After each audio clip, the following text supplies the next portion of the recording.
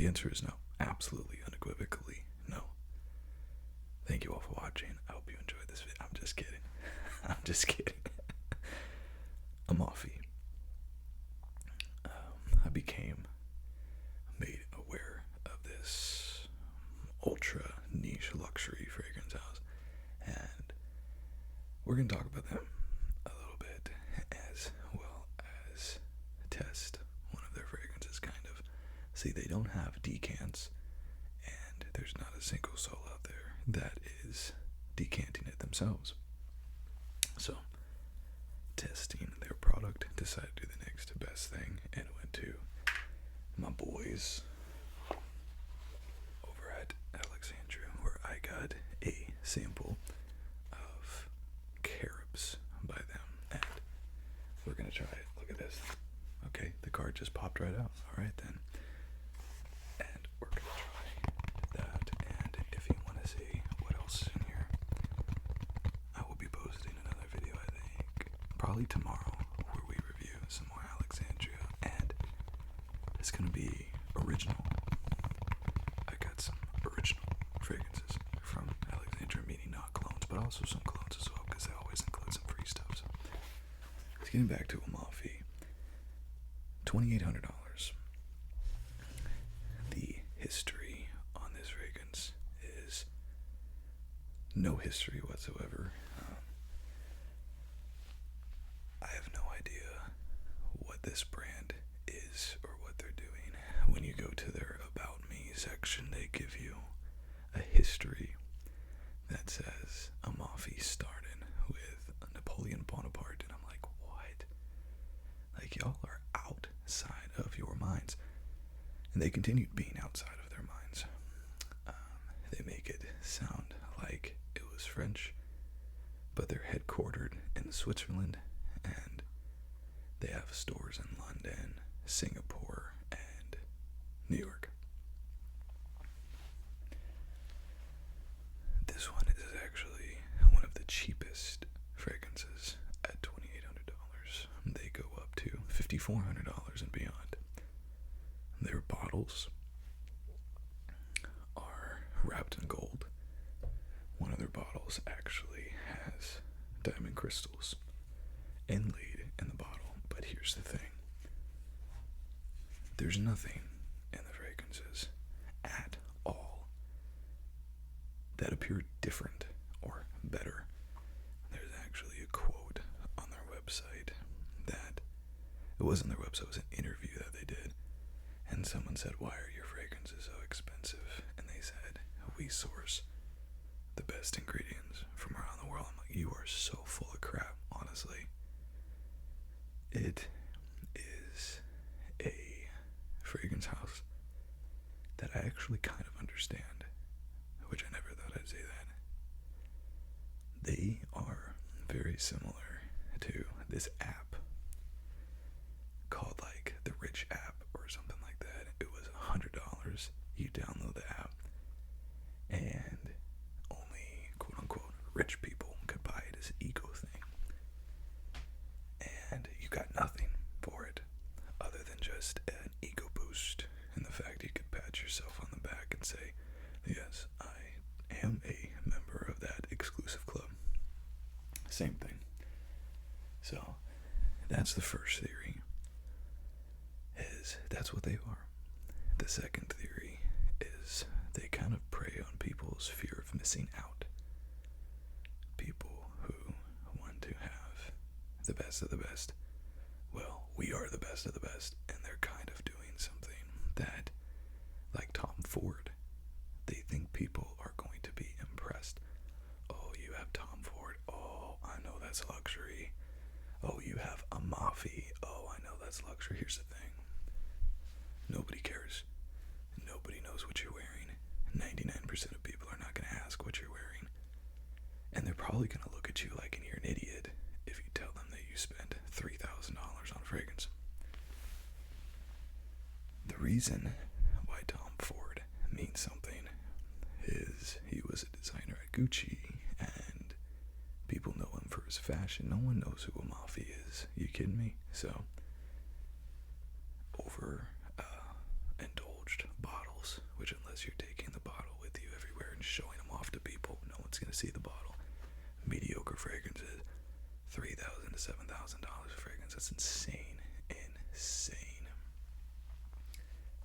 Reminds me though, there was a house, and I don't remember the name of the house, but I read an article on it. They have custom scents.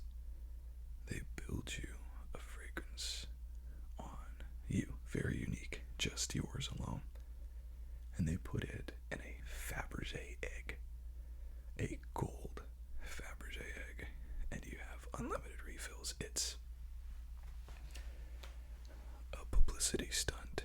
It's to do something different, and it's to say, hey, rich people, we know you're out there. Don't you want to have something that nobody else has? Aren't you rich enough for it? And basically dare people to buy it.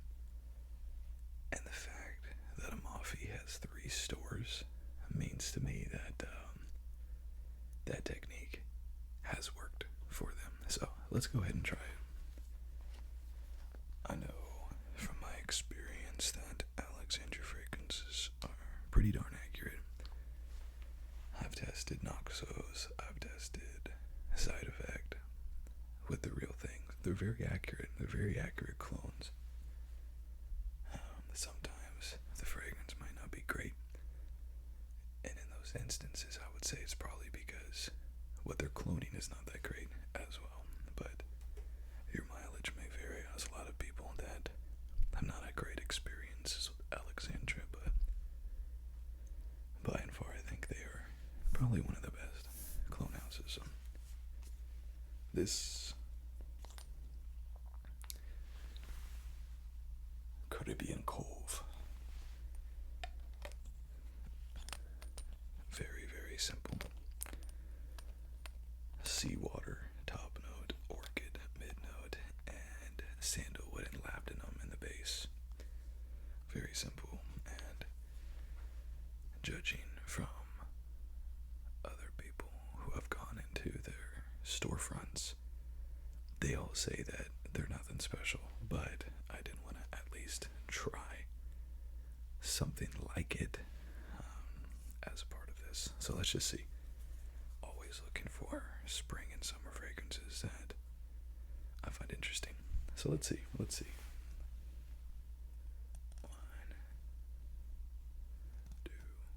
3, 4, 5. One of these days, 6. One more. 7. These are extracts. I don't know if the originals are. That's nice. It's very much like 90s, 2000s department store or something you would imagine coming from the house of Calvin Klein, CK Man or something.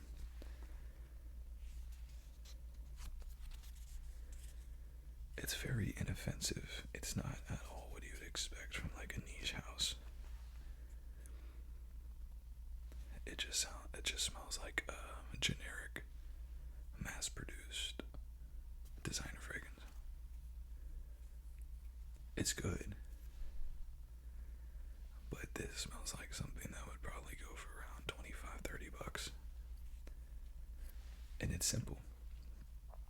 C notes, which we've been doing ever since CK1 and Aqua de Gio in the 80s. Orchid, light orchid, and sandalwood. Labdanum gives it some sweetness.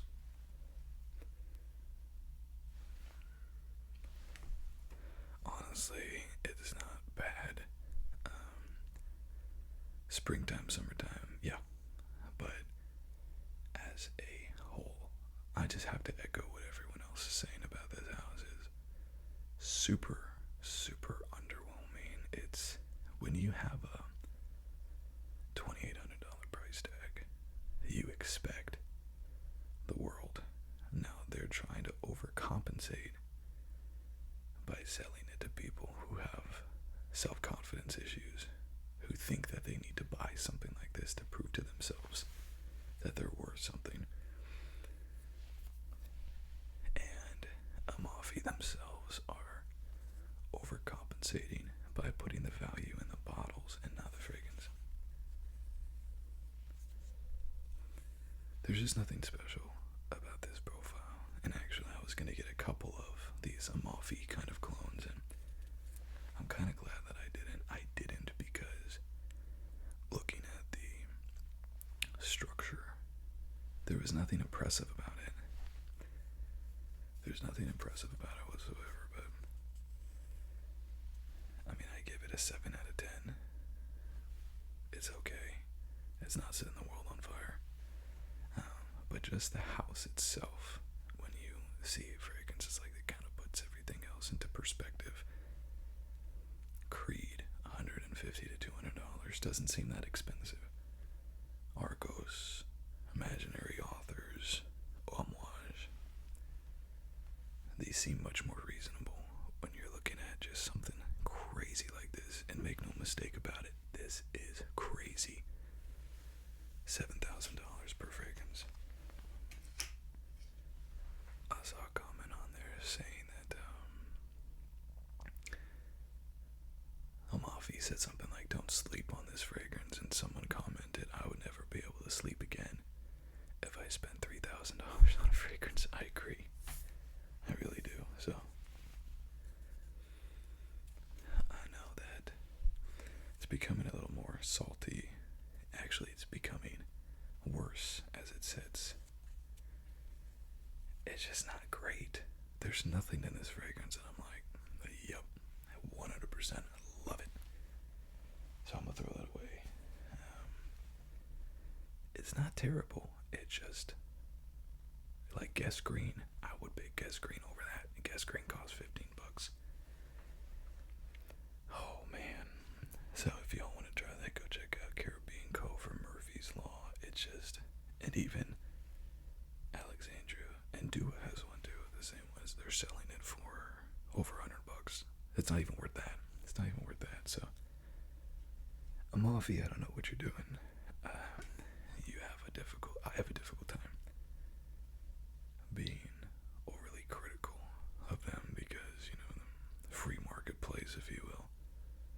If someone's willing to buy it, then so be it. But that's crazy, man. That's crazy. $3,000 to $10,000 for a fragrance like that is just insane. So, wow. I think the more that I get into this, I do see some value in going up to that $200 mark, depending on the fragrance. I think 150 to 180 is the magic point for niche houses. I've been very disappointed with fragrances exceeding 200, and a lot of the times it's just because expectations are so high when you reach that point. And I definitely would not recommend Amaffi for a variety of reasons. The price and the structure and their profiles, it's not good. It's just not good. It's its designer store at best. And their weird origin story reminds me of Creed, where they make it sound like it was descended by like Napoleon Bonaparte himself. What? Crazy. Anyways, if y'all want to see me open the rest of these Alexandria fragrances, review them, stay tuned. Tomorrow we're coming out with that one. So thank you all. I look forward to seeing the next one. Till then, be well. Hello everybody. So I seldom do this, but I'm putting together the video, and I was just doing some last minute looking over at Amaffi, and I found their advertising information, and it's fascinating. So if you go to their YouTube, you have their YouTube channel, which has over 15 million views. Now, they have 2,290 subscribers, 49 videos. Some of their videos have 100 views, and one of them has 2.4 million views. This is what's happening. Oh my gosh. What's happened is it's hit the light. This is what's happening.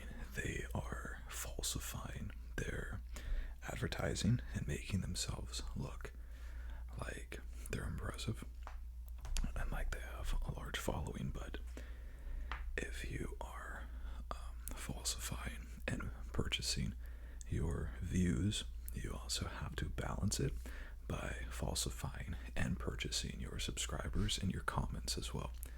So if you go to some of their shorts and videos, 100,000 to over 1 million, and not a single comment on most of those. Some of them, they went in and deactivated the comments. At first I thought it was because people were on there trolling them, and now I realize that they deactivated their comments to make it look like the reason why no one's commenting is because of the fact that the comments are deactivated. But that's not the case. They deactivated it because it looks suspicious when you have millions of views and not a single comment. Not only is it suspicious, it doesn't happen. So, you see, one of these fragrances, 5.9 million views and no comments. If you would look at the statistics, you get about 1 subscriber per 100 views is average, if not even a little bit better than average. So with over 15 million views, they should have around 150 to 200,000 subscribers. They have 2,000 subscribers that they probably bought.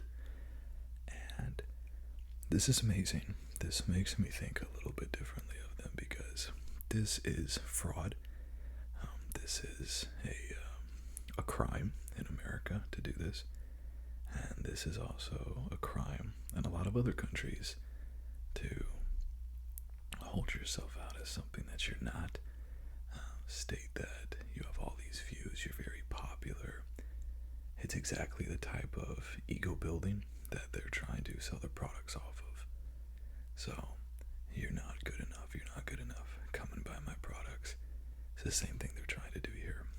As a channel, we're trying to make ourselves look like we're good enough. And like I said, not only civilly liable, it's against so many civil laws that we have, to where you bring a lawsuit for fraud in the inducement, fraud in the execution, many different federal regulations, but it also could be considered criminal fraud as well, in order to hold yourself out as someone that you're not, particularly if they try to sell this business and they have it evaluated. When it becomes evaluated, they're going to look at the social media presence, and if they hold out that this social media presence is legitimate and that they didn't buy all of these across YouTube and Instagram and whatnot, and they hold it out to the buyer and the buyer purchase it,